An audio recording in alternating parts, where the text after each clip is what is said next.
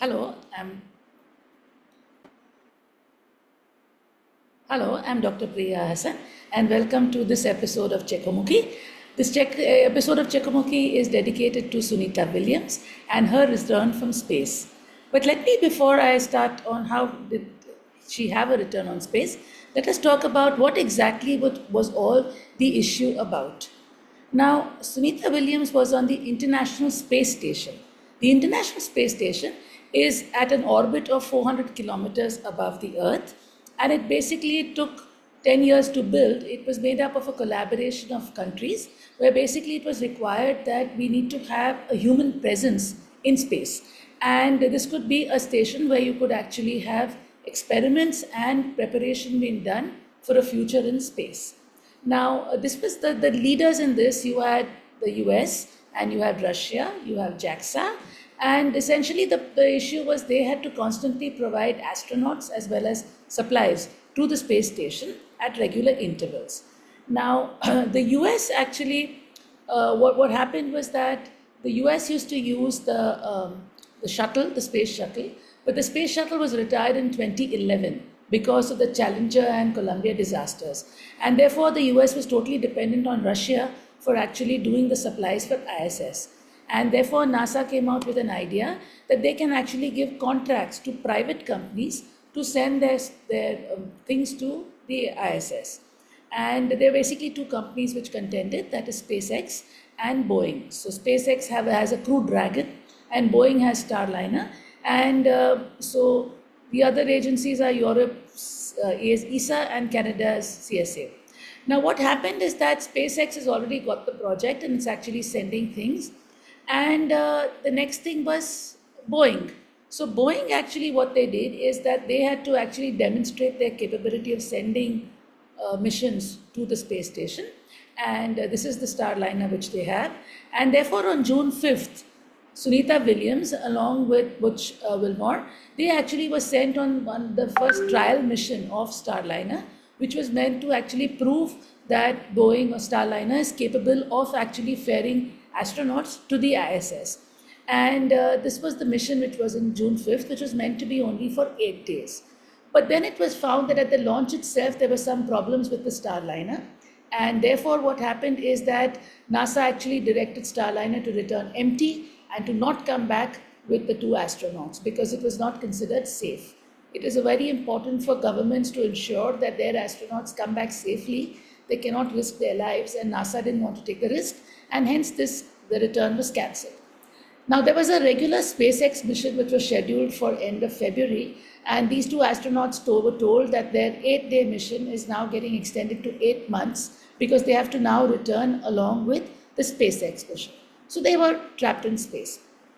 But obviously, Sunita Williams as well as Butch Wilmore, there's a lot of work that has to be done on the ISS, and they proceeded with their work. For example, Sunita Williams had to do a few spacewalks as well as grow lettuce and various other experiments which would be done. They were being done.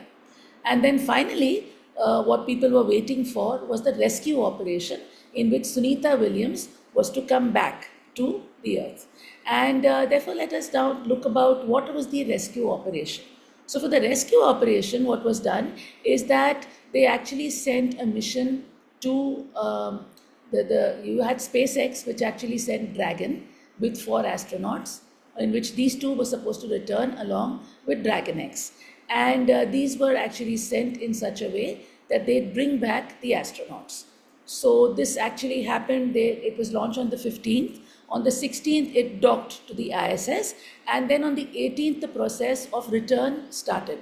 Now, the process is basically in 4 or 5 steps. First of all, you have to have an undocking of the capsule, and then after that, you basically have a reburn. Basically, because the ISS is going at a speed of it, covers the Earth in 90 minutes. So it's going at a very high speed. So while this capsule is falling back on the Earth, we need to brake it or slow down its motion. So you slow down the motion using thrusters on the capsule.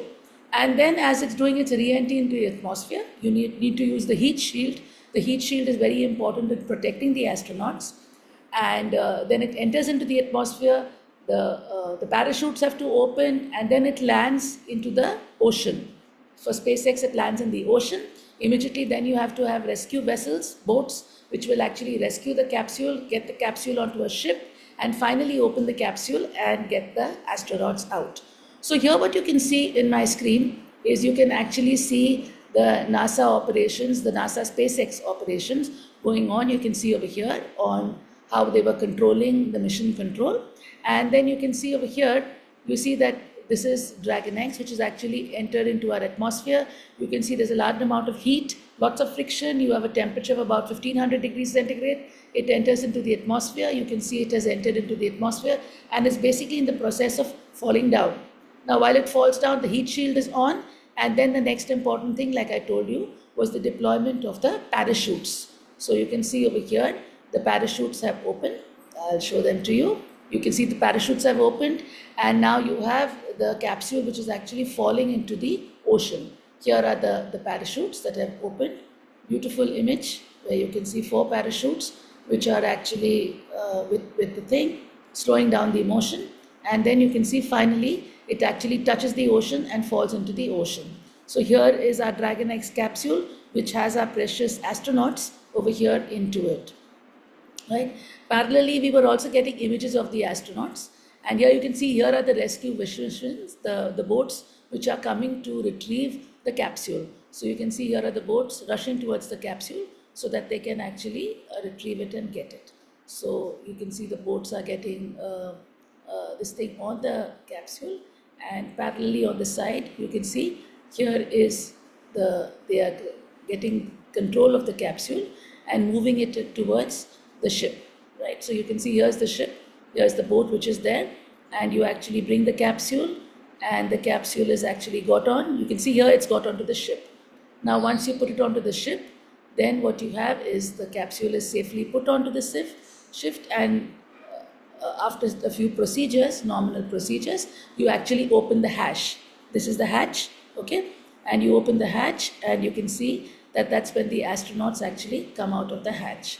And you can see they are pulling out. Now these astronauts have been in space for a very long time, and therefore there's been muscle deterioration as well as bone density, this thing. So they can't come out on their own. So you can see that they actually take out a kind of, not exactly stretchers, but these things with which they can actually remove the astronaut. So you can see as an astronaut coming out, you can see they have to very carefully, gently remove them because they've gone through this whole procedure.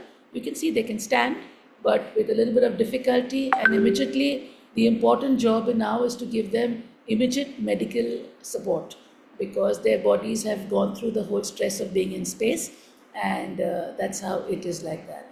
So you can see that here the astronauts are coming back onto the surface, and you can see here's another astronaut coming out, and here is the one we're waiting for. Here's Sunita Williams. You can see her smiling, waving out to everybody, and that's what everybody was so excited about, that she has come in safely and all good. So welcome back to Sunita Williams. Here you can see she's standing up and being put onto the stretcher where they directly be taken for their medical supports that they all require after they come in. So there's a typical 45-day quarantine, after which they will gradually be acclimatized to Earth and life on Earth.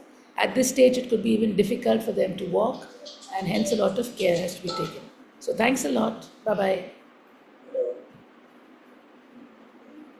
Yeah, this is Hassan from